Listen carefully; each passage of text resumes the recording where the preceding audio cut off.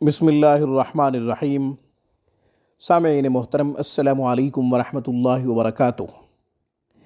سامعین کرام، آج ہم اولاد کے لیے، جن خواتین و حضرات کی اولاد نہیں ہے، شادی ہونے کے بعد اولاد سے مایوس ہیں، اولاد نہیں ہو رہی، ان کے لیے ایک خوبصورت قرآنی اور نورانی خاص عمل پیش کرنے کی سعادت حاصل کر رہے ہیں۔ سامعین، یہ عمل بہت ہی خاص ہے، یقین کے ساتھ کیجئے۔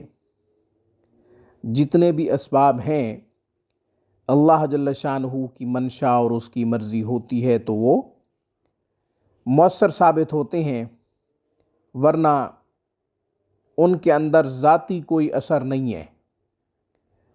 رب کی منشا ہوگی تو کوئی بھی سبب اثر کرے گا، ورنہ جتنے بھی اسباب ہیں ان کو اختیار کرنے کا تو اللہ جل شانہ نے حکم دیا ہے، مگر ہم یہ یقین رکھتے ہیں کہ ذاتی طور پر کوئی بھی سبب مؤثر نہیں ہے جب تک اللہ نہ چاہے۔ اس لیے اولاد کے لیے ازدواجی تعلق تو سبب ہے ہی، مگر اس سے پہلے اللہ جل شانہ سے مانگنا چاہیے، اللہ جل شانہ کی طرف رجوع کرنا چاہیے، اللہ جل شانہ سے سوال کرنا چاہیے اور دعا کرنی چاہیے۔ اس کے لیے خوبصورت عمل بتا رہا ہوں۔ ذاتی طور پر میرے نزدیک کوئی بھی سبب مؤثر نہیں ہے جب تک اللہ نہ چاہے۔ اس لیے رسول اللہ صلی اللہ علیہ وسلم کا ارشاد گرامی ہے کہ جوتے کا تسمہ بھی ٹوٹے تو وہ بھی اللہ سے مانگو۔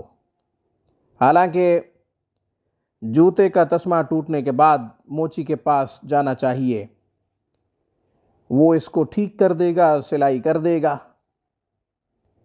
رسول اللہ صلی اللہ علیہ وسلم نے جو کہا کہ اللہ سے مانگو، تو اس کا مطلب یہ ہے کہ ہم سب سے پہلے اللہ جل شانہ سے دعا کریں، یا اللہ چھوٹی سی چیز چاہیے۔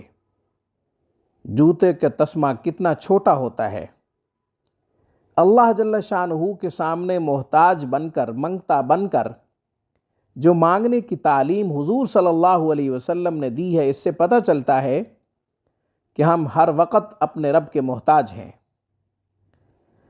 جب ہم اللہ سے مانگیں گے، یا اللہ میں جب باہر جاؤں تو موچی مل جائے، پھر موچی اس پر راضی ہو جائے، جتنی قیمت میں میں سلائی کرانا چاہوں اس قیمت میں وہ سلائی کر دے اور صحیح سلائی کر دے، اس کے لیے اللہ جل شانہ کی مدد درکار ہے۔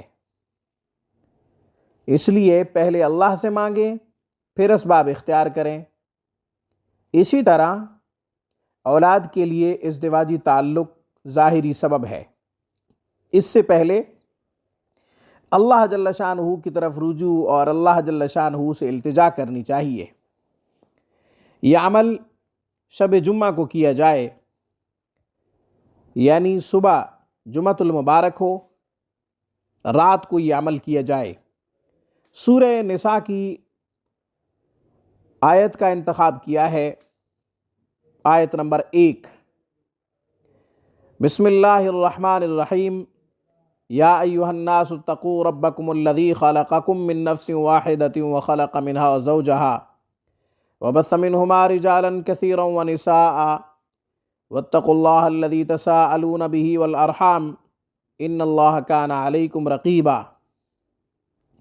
اس آیت مبارکہ کو آدھی رات کے بعد، یعنی بوقت تہجد، رات کے 1 بجے، یہ وقت اس لیے بتا رہا ہوں، میرا مقصد مثال دینا ہے تاکہ آپ کے لیے یہ انتخاب آسان ہو جائے کہ ہم نے نصف شب کے بعد یہ عمل کرنا ہے،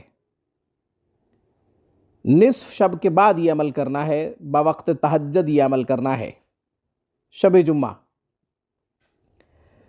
یہ آیت مبارکہ بسم اللہ کے ساتھ ایک کاغذ پہ لکھے، وہ کاغذ پانی میں حل کرے، پانی اپنی بیوی کو پلا دے، خود لکھے، شوہر لکھے اپنی بیوی کے لیے، اس کے بعد ازدواجی تعلق قائم کرے، پھر یہ عمل اگلے شب جمعہ کو کرے، پھر اسی طرح تیسری شب جمعہ کو کرے، جب تک پریگننسی کنفرم نہ ہو تب تک یہ عمل کرے۔ ایک تو طریقہ یہ ہے۔ دوسرا طریقہ، اسی آیت مبارکہ کو بسم اللہ کے ساتھ مٹھائی کے ٹکڑے پہ لکھے، کسی بھی میٹھی چیز کے ٹکڑے پہ لکھ کر اپنی بیوی کو کھلا دے، پھر اس کے بعد ازدواجی تعلق قائم کرے، جسمانی تعلق قائم کرے۔ یہ عمل جیسا کہ بتا دیا ہے کہ 3 شب جمعہ یا 4 شب جمعہ تک کرے، یا تب تک کرے جب تک پریگننسی کنفرم نہ ہو، لیکن یہ عمل صرف شب جمعہ کو کرنا ہے، پھر 7 دن انتظار کرنا ہے، پھر اگلے شب جمعہ کو کرنا ہے، یعنی ہر ہفتے ایک دفعہ یہ عمل کرنا ہے۔ انشاءاللہ جلد اللہ جل شانہ کی طرف سے بشارت ملے گی، خوشخبری ملے گی اولاد کی۔ ہم تو کمزور ہیں، ہمیں وارث اور نائب کی ضرورت ہوتی ہے۔ وارث اور نائب سے صرف اللہ پاک ہے۔ آج کی ویڈیو میں بس اتنا ہی۔ اقول قولی ھذا واستغفر اللہ، وآخر دعوانا ان الحمد للہ رب العالمین۔